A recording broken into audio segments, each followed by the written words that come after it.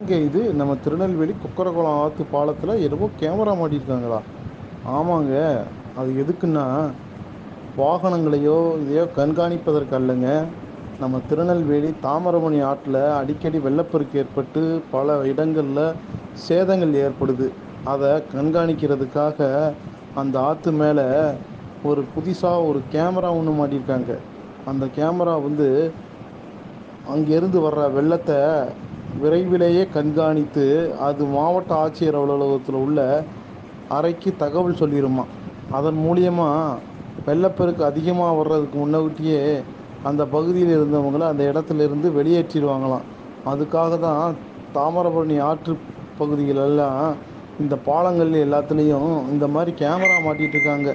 அந்த பகுதியில் செல்கிறவங்க எல்லாம் இதை பார்த்து என்னமோ கேமரா மாட்டியிருக்காங்களே, எதுக்கு மாட்டியிருக்காங்க அப்படின்னு யோசிச்சுக்கிட்டே போகாதீங்க. அது வெள்ள அபாய